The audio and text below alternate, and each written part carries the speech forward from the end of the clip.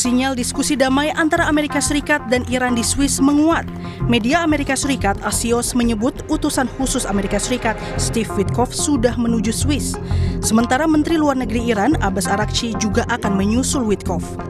Sebelumnya, AS dan Iran dijadwalkan melanjutkan perundingan damai di Swiss pada Jumat waktu setempat setelah kedua negara telah menandatangani nota kesepahaman damai. Namun pertemuan itu ditunda usai Israel tetap melancarkan serangan ke Hizbullah di Lebanon.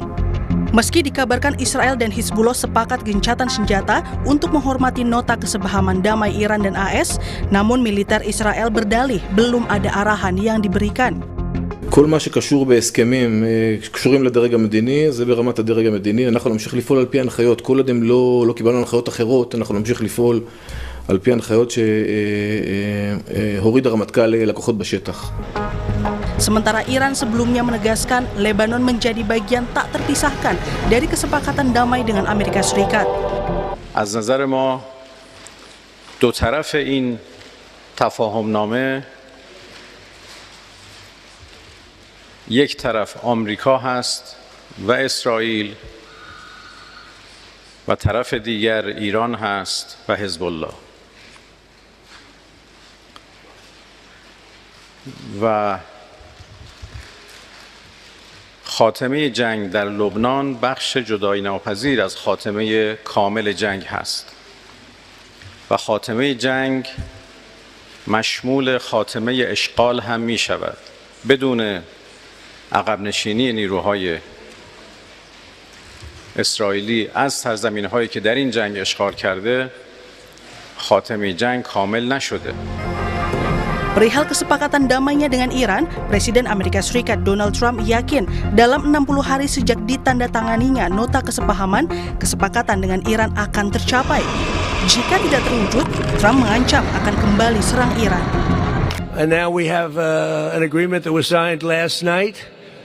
And it's 60 days. They have to make a deal. Otherwise, we will do things that won't make them happy. But I don't think it's going to get to that. I think it's going to be very good. Remember, if we do that, then all of a sudden you're not going to have the oil flowing out of the strait too quickly because people that own billion-dollar ships don't love missiles flying over them, don't love mines all over the water. Meski nota kesepahaman antara Iran dan AS sudah ditandatangani, namun perwujudan perdamaian yang sesungguhnya masih menjadi ujian dalam 60 hari ke depan. Membahas soal sikap AS dan Iran terhadap komitmen kesepakatan perdamaian, kita sudah bersama dengan Kepala Center for Intermastic and Diplomatic Engagement, Anton Aliabas. Selamat malam, Mas Anton. Malam, Mas Ibrahim. Ya, kemarin kan kita dengar kabarnya penandatanganan kesepakatan ditunda. Tapi hari ini kita dapat informasi utusan AS dan juga Iran berangkat ke Swiss. Apakah ini sinyal damai menguat atau ada apa sebetulnya? Pertama, kalau yang nota untuk kita membahas 60 hari ke depan kan sudah ditandatangani oleh Presiden Iran dan juga Presiden Amerika Serikat ya, saat G7 itu kan sudah ditandatangani. Memang kemudian prosesnya, rencananya gitu ya, memang akan ada so-called seremoni harusnya di weekend ini ya, tapi kemudian ada satu dan lain hal itu kemudian ditunda. Walaupun memang kemudian delegasi Amerika Serikat itu Steve Witkoff dan juga Jared Kushner itu, kalau Steve Witkoff ini sedang dalam perjalanan dan Jared Kushner dibilang sudah ada, dan juga Menlu Iran Araghchi juga disebutkan akan berangkat ke Switzerland hari Sabtu ini gitu. Jadi tentu saja ini yang akan kemudian menjadi menarik untuk kita lihat apakah kemudian negosiasi yang ada rentang 60 hari ini akan berlangsung dengan sangat alot atau seperti apa, karena kita bisa lihat bagaimana kemudian ternyata kalau sebelumnya kita selalu melihat adalah Hormuz gitu ya, lalu uranium, ternyata kini itu ketika kita cerita tentang Lebanon ini cuma bukan lagi sekedar sisipan, tapi kemudian ada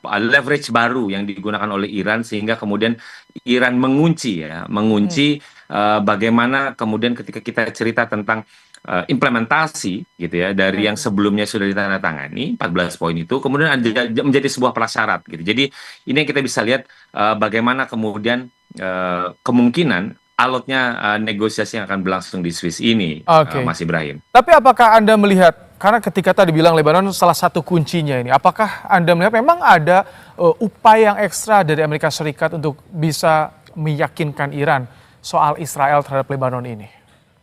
Jelas ketika Amerika Serikat menggunakan menghindari penggunaan diksi batal, tapi ceritanya adalah menunda, itu adalah bagaimana kemudian Amerika mencoba untuk mengelola tekanan domestik, bahwa kemudian Amerika Serikat itu terlalu royal gitu ya kepada Iran, dan di sisi lain mereka juga ingin menyelamatkan muka Trump sebagai juru damai gitu, jadi pembawa damai gitu. Jadi saya melihatnya memang Amerika, dan terutama dalam hal ini adalah pemerintah Trump, itu mencoba ingin semakin menunjukkan itikat baik. Jadi ini mereka merasa ini adalah cara mereka untuk kemudian melunak dan mengambil hati Iran. Walaupun Iran kemudian tahu bahwa ini Israel dalam hal ini adalah terus mencoba untuk menggagalkan gitu, dan itulah kenapa kemudian Iran memaketkan, jadi semakin memaketkan cerita tentang Lebanon dalam perundingan untuk dalam konteks implementasi dari 14 poin ini. Ini yang memang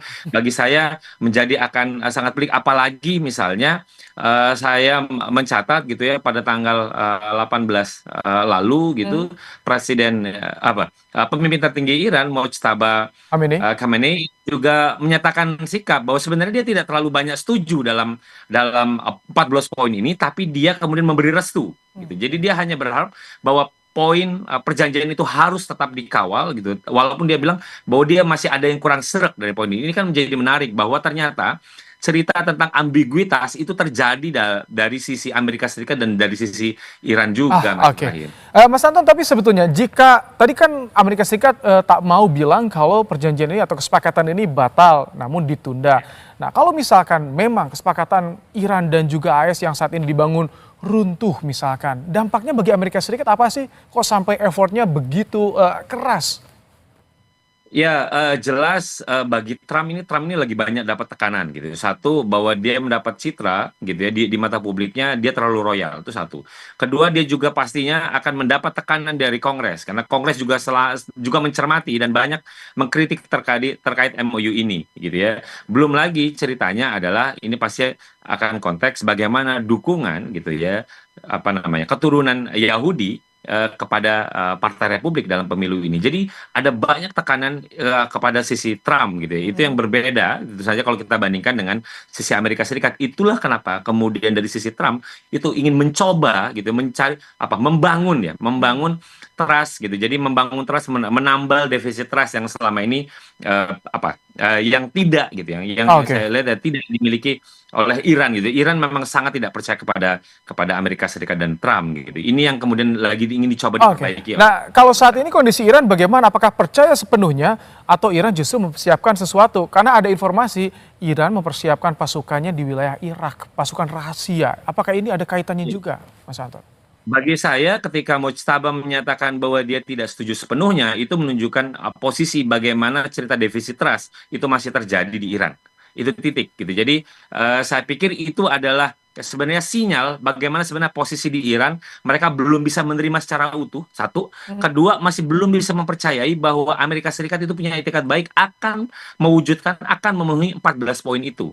Itulah kenapa kemudian mereka selalu bersiap-siap dan semakin dikunci bahwa Lebanon menjadi prasyarat dari implementasi 14 poin gitu. Jadi di satu sisi kan mereka dijanjikan akan ada misalnya unfrozen asset, lalu misalnya ada persetujuan untuk mendapatkan dana misalnya 300 miliar US dollar. Ini kan mereka masih sanksi, apakah Amerika akan mematuhi dan lain-lain. Karena itulah kemudian ini coba untuk dikunci ya. Dia tahu bahwa posisi Trump yang jauh lebih kejepit ketimbang Iran, jadi Iran yang kemudian makin mendesak. Jadi hari ini Arakci kalau misalnya dia memang jadi datang ke Switzerland, jadi ke Swiss, itu dia akan semakin menekan, semakin minta garansi bahwa 14 poin ini akan dijalankan oleh Amerika Serikat, dan kalau bisa memang dijalankan dulu sebagian.